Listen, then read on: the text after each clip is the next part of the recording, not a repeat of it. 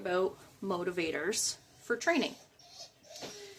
There's lots of different types of motivators. We have food, we have play, we have affection, we have toys, we have being given a break. There's lots of different types of reinforcers.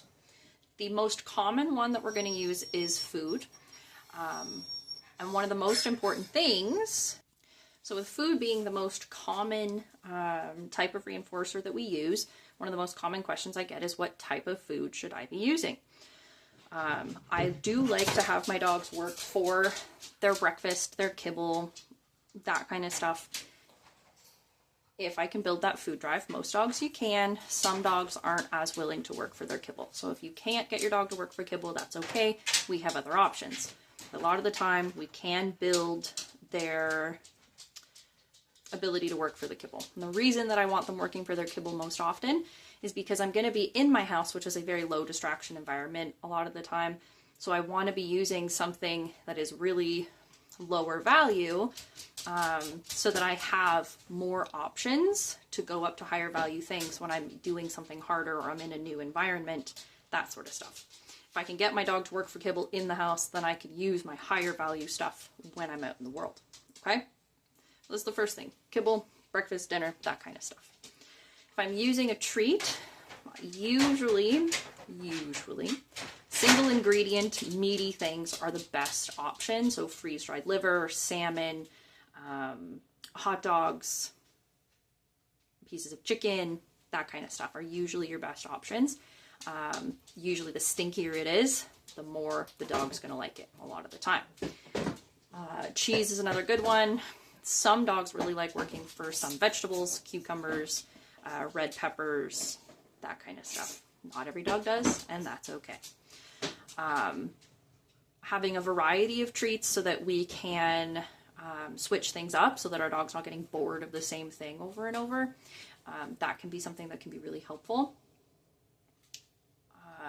And also figuring out the values of the treats for your dog. So for Mayhem, cucumbers are one of her top ones, and so are hash browns.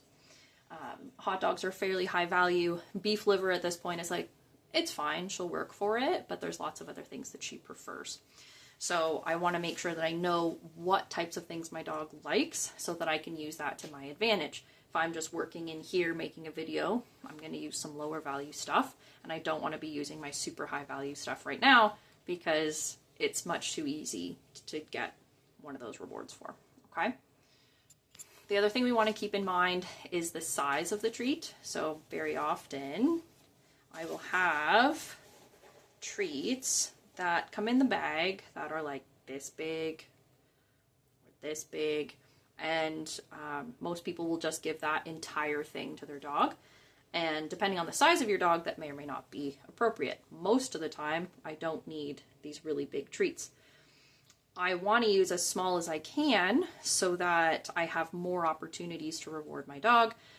They're not going to get as full as fast, and I can then play with how much reward they're getting. So for like a German Shepherd-ish sized dog, I'm looking for about my fingernail or a pea-sized treat. So even this is a little bit big. I'd probably want to break that in half, and that's about what I'm going to use. If I have something that's even crazier, higher value though, like my fish treats, the things that tend to crumble really easy, I can use even smaller pieces that crumble off, and then the dogs can even lick the little morsels off of my fingers and that sort of stuff. I'm not very often going to give a big treat unless it's like a jackpot reward or it's the end of a session and I want them to like go and chew on something for a while. So playing around with the size of the treats that you're giving. The other thing that I recommend is using treats that are soft and not crunchy. And that smallness also is so that they can basically inhale it, like chomp, gulp, eaten, as opposed to having to sit there and chew on it for a while, because it just slows down your training session. Yeah, so something that's soft, small, easy to eat in one bite, and isn't super crunchy. Often I will avoid things that crumble really easy too, but sometimes you can use that to your advantage. So play around with it and figure out what your dog's values for rewards are.